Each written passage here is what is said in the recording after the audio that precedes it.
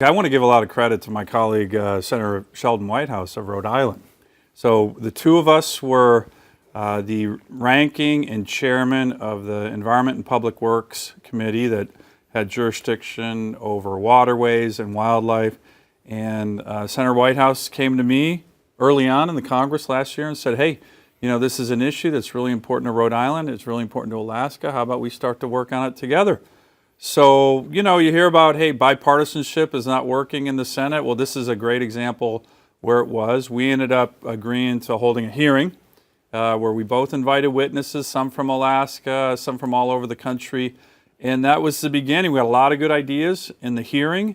And of course, I've heard from a lot of Alaskans on this, Gulf of Alaska keepers, the Sitka Sound Science Center is also very interested.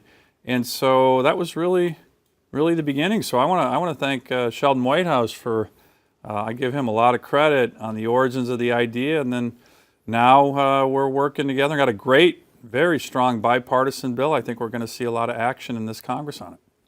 It really goes back to Dan's decision to hold the hearing in the first place. He didn't have to do that. He's the chairman on the subcommittee.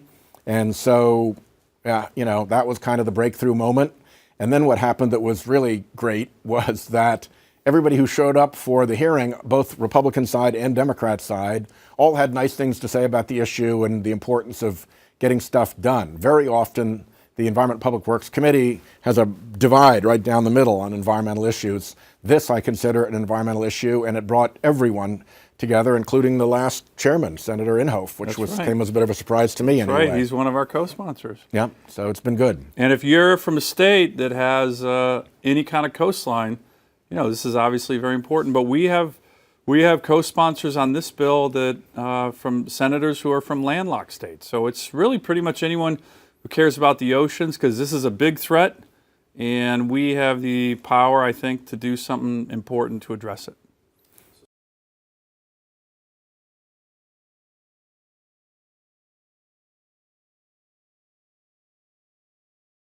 Well, look, there's three parts to the bill. First, we're reauthorizing NOAA's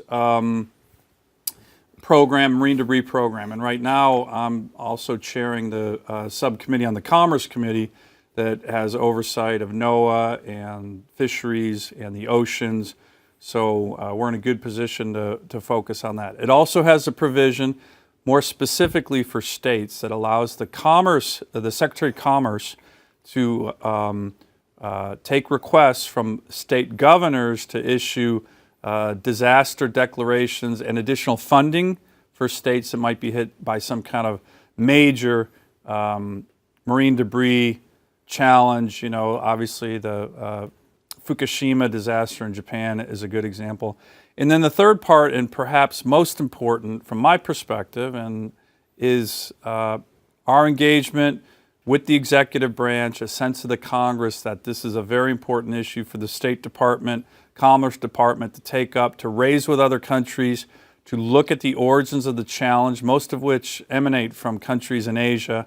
And then perhaps, and I think Senator Whitehouse and I would agree on this, move forward on the idea of a treaty to really start to address it. Believe it or not, the ocean debris, ocean garbage, ocean pollution issue, which is such a threat to our country, but to the well-being and sustainability of our oceans. There's no major treaty on that at all, and we think that should change.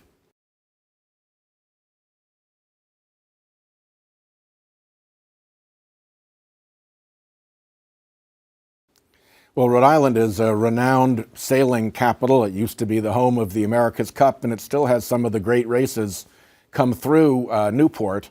So when we hear people who have done, for instance, the Round the World Volvo Ocean Race come into port in Newport and report that they had to learn a whole new kind of drill, they had to learn a keel clearing drill, because even in the faraway remote South Atlantic, their keels slicing through the water as they sailed in the race were picking up enough plastic garbage that it was affecting the performance of these very high-performance boats.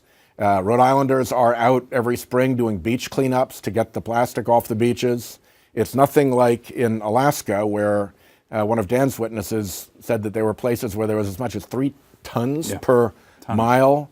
of beach because, as Dan said, the source of most of this is upland garbage from Asian countries who don't have proper waste disposal systems, and it all ends up in the ocean and makes the Pacific worse. And Alaska reaches out in the Pacific and picks up a lot of that. So we have a real common cause here, but it's also a global thing because ultimately this plastic, when it breaks down small enough, can get eaten up by little tiny critters in the ocean food chain.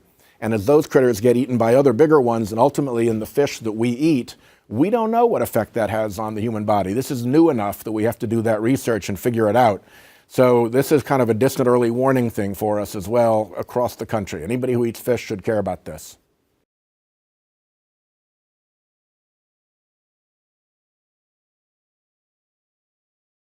I think Senator Whitehouse just laid it out in very important terms. It's about the health of our oceans. It's also about the health of our fish stocks. And, you know, in Alaska, we constitute almost 60% of all seafood harvested in the United States comes from Alaska's waters. And we have more coastline than the rest of the country combined. So it's a major impact, but it really gets to not only the health of humans, but the health of our seafood and fish species. And as Senator Whitehouse mentioned, we're not sure exactly how negatively this kind of garbage is impacting our fish, but it is. And we need to do something about it. So whether it's a healthy, sustainable fishery or just the broader health of the oceans, which so many Alaskans depend on, so many of our coastal communities depend on a healthy, sustainable ocean, this issue is key. And again, to me, the excitement is when you have a group of bipartisan senators from all kind of elements of the political spectrum who are motivated and united on addressing something like this. I think we can get a lot done. I've already had some discussions with some of our allies over in Europe, Norwegians, the minister from Iceland, who are all interested in following our lead.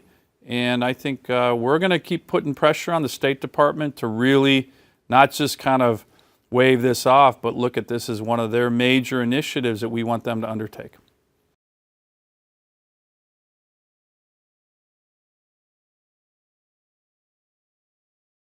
Well, I think one of the things that's been good about this has been the foundation set by the Senate Bipartisan Oceans Caucus. Dan is one of the 4 co-chairs of that, along with me, and it's enabled us to reach around the committee structure of the Senate and bring people together who care about oceans issues. So people from the Environment Public Works Committee, from the Commerce Committee, which does fisheries, or even from other countries, other committees that have no real ocean connection, can still be a part of this. And we're over 30 senators. We've already had a big success in dealing with pirate fishing. 4 treaties and enabling legislation that all passed unanimously in the Senate after a good deal of work, getting them all set up right. So the Oceans Caucus, in addition to our Environment Public Works Subcommittee, is also working very effectively. And look, I want to again give a shout out to Senator Whitehouse on that. That was started in 2011. And he was the founding member. So you're seeing a theme here, someone who cares a lot about the oceans and is working. Lisa Murkowski. And Senator Murkowski, right. And is getting the rest of the Senate to be interested and focused on it. And, you know, that's when this institution, from my perspective, is working the best. Perfect words to end on.